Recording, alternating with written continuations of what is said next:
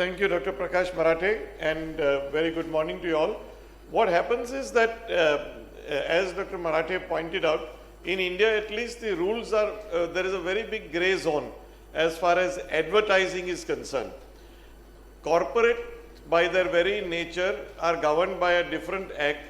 The hospitals, which are corporate entities, are governed by a different act in which they are supposed to spend X amount of their or X percentage of their income on advertising.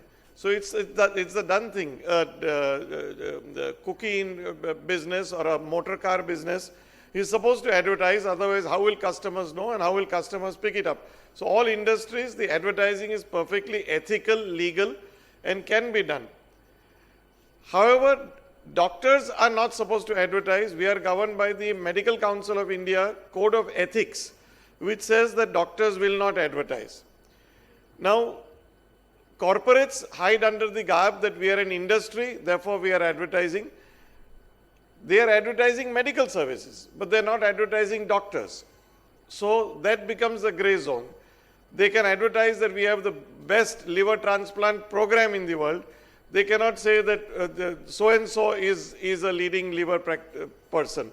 That sort of grey zone is there. While doctors in their individual practices are not even allowed to say this. So it becomes very difficult. According to Medical Council of India, you can only advertise in a modest way if you are changing your practice hours or changing your practice address or adding someone to your practice. So obviously no financial disclosures. Let's straight away start with an actual case which happened very recently in Mumbai. A brave heart and young man died while trying to save other people from drowning. This was widely reported in the papers that he managed to save 3 people from drowning, but he lost his own life in this. He was not well off. He was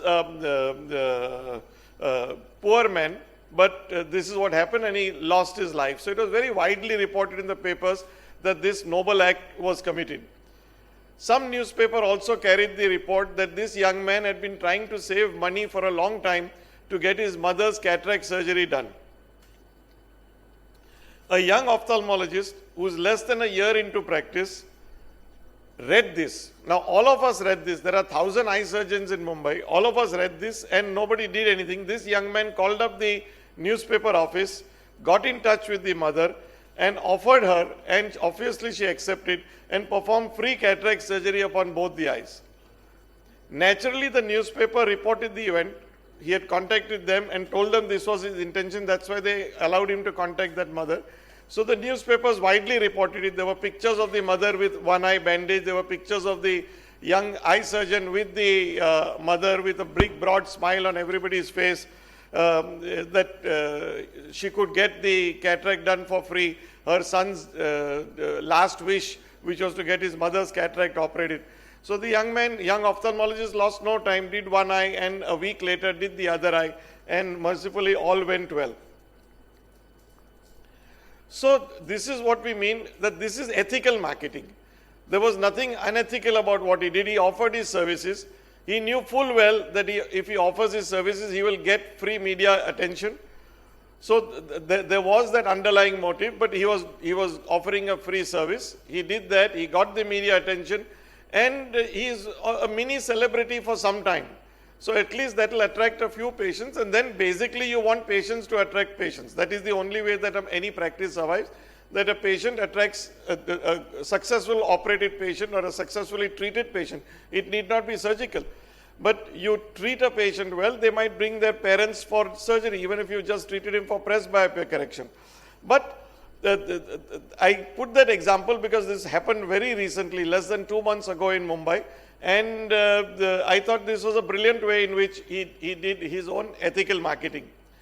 So where else can you advertise ethically? Now ethics is a grey zone again, because if you go strictly according to Medical Council of India Code of Ethics, then you're not even supposed to own a website of your own. You cannot even have a presence on social media. So all this is very, very narrow interpretation of the rules.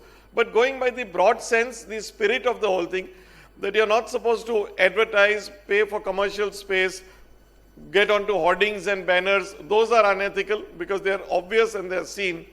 Then presence on social media without any hype. You're not hyping yourself, you're not saying anything which is untrue. Having your own website on all your literature, on all your pamphlets, brochures, on all your prescription papers, putting the address of your website, I think is absolutely okay. As long as you don't put anything untrue on the website and you don't unnecessarily put any hype. You don't use words like best, you don't use words like only and things like that. So because that lends itself to interpretations. Then there are various free sites that patients go to. askdoctor.com or something like that, similar sites like that, where they go to for their questions, which could be anything from hair loss to ingrown toenail. They ask because they know it's free. So putting your presence over there, most of these websites are starved of expert opinions from doctors because doctors don't have the time. So if you're starting your practice, you have the time, you get empaneled on that, there's no money involved, neither they pay you nor you pay them. And you answer queries over there. So if they see that Dr. Dikshit is answering queries which they like the answers over there, they might come and seek your opinion for further treatment because everything cannot be solved on internet. Then, as I said, having your own web page, again, no hype, but facts, well presented facts. It has to be slick. Nowadays, there are professionals who will help you. The cost is not much. To get a professional to design a simple web page would be less than 10,000 rupees. Of course, the sky is the limit as far as complex web pages are concerned. But a simple web page of just a page or two with maybe your biodata, your clinic timings, a couple of pictures of your clinic, should not cost you more than about 5 to 10,000 rupees to design. And there is a hosting charge which is taken, which is again not much, maybe a couple of thousand a year is the hosting charge which the server will take to keep you on the web. Then it's important to become a member of any international NGO like the Rotary, the Lions. I mentioned Rotary only because I am a Rotarian.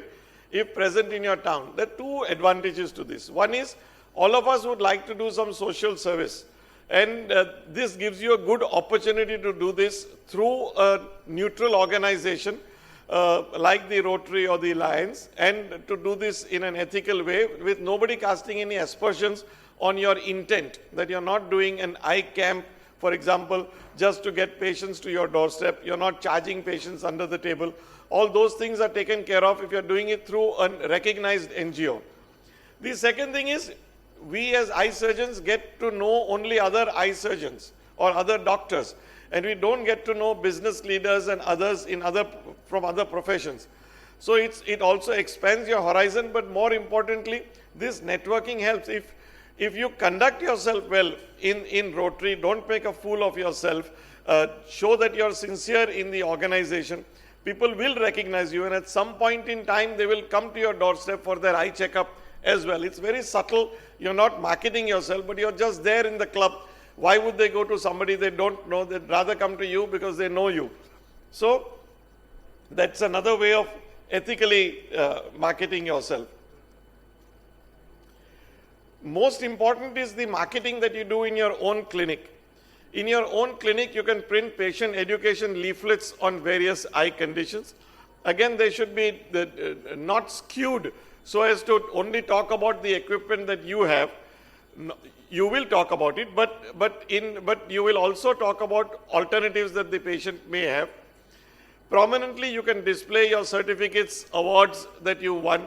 Again, it's a double-edged weapon. Don't display silly certificates and awards like a third prize in elocution competition when you were in the 4th grade. I mean, that goes against you, because then the patients feel that you have nothing better to talk about except your elocution competition or second prize in a swimming competition. So, not irrelevant certificates, but relevant certificates, relevant photographs of you receiving a gold medal somewhere. That's fine. You can display these in your clinic. Put up a softboard where you put up pictures of yourselves giving talks, lectures at conferences. That should also motivate you to go more to conferences, because not only do you learn, but you come back with these things which you can display and put on the softboard. And you can always put up a sign saying, picture with Dr. Ike Ahmed, glaucoma expert Canada, picture with so and so. I mean, just that you met this guy, so implication in the patient's mind is you went there, you attended this talk because this is a world expert on glaucoma, you attended his talk on glaucoma, maybe your glaucoma knowledge has been enhanced. So these are all the very subtle ways of advertising. And for your post-op patients, you can give a file, folder or a small bag to carry their medicines with your clinic address and logo, because plastic is indestructible, plastic or resin or faux leather, whatever. So you give that, that remains with the patient long after he's finished with his cataract, a month later. And luckily for us, we have this Indian mentality of never throwing anything away. So even though it's a silly bag which costs hardly 20 rupees to you, the patient uses it tomorrow not to store medicine, he'll use it to store something else, he'll use it to store his toothpaste, or he'll use it as a travel bag or whatever. But every time that logo and the name and phone numbers are there. Use your clinic staff as a marketing tool. Train your staff, not only the secretary, to be polite. This is very important because the impression that the patient gets, he sees you for 10 minutes. But as you get busier in your practice, he sees your staff sometimes for an hour. And he is sitting there in the waiting room just looking at your secretary's face because he has nothing better to do. You've got old magazines which he's not interested in reading. So he looks at your secretary's face, he sees how she is interacting with people. He looks at your sweeper if you have one, the person who's cleaning your clinic, and sees whether he's a grouch or not. He goes to the bathroom twice because he's elderly and he's got a prostate problem. So he sees the quality of your bathroom, and if it's messy and dirty, he feels this doctor also is going to be messy and dirty. So the impressions that patient carry is not the 10 minutes that you spent with them, but the overall impression of the clinic. So it must be very pleasant. Telephone manners must be taught, importance of cleanliness and hygiene. And you can remind patients about appointments, but don't be aggressive. I know of a doctor who tells the patient, say that you come and see me after 1 year. By the time 11 months are over, every 2 days the patient gets an SMS, a WhatsApp, emails. So it becomes irritating, and the patient says, I never want to see that doctor again. 2-3 patients of that doctor come and told me that doc is too aggressive. So don't be too aggressive, but a simple reminder is fine. So most important, tell patients of your skills. If you have trained at a reputed institute, tell the patient that I did my cornea fellowship at the Shankar Netralaya or LV Prasad. If so, in the surgical package that you charge, let the highest charge should be your professional fees. I keep saying this. Don't say that my machine is the best and therefore I'm charging you this much. I'm charging you 50,000 because 45,000 is what I feel I should charge because of my surgical skills. The remaining 5,000, I'm being funny, but the remaining 5,000 can be divided between your IOL and everything else. Need not be that percentage, but charge high for your skills because that is non-disputable. Don't overinflate the cost of the IOL. Don't boast of fancy gadgets. Soon someone else will advertise an even more expensive gadget. Thank you so much. Things will happen. You will grow in practice. You will do well. Just have patience. Don't take too much stress on this. Thank you so much, Dr. Marathe. Thank you, Dr. Quresh ji.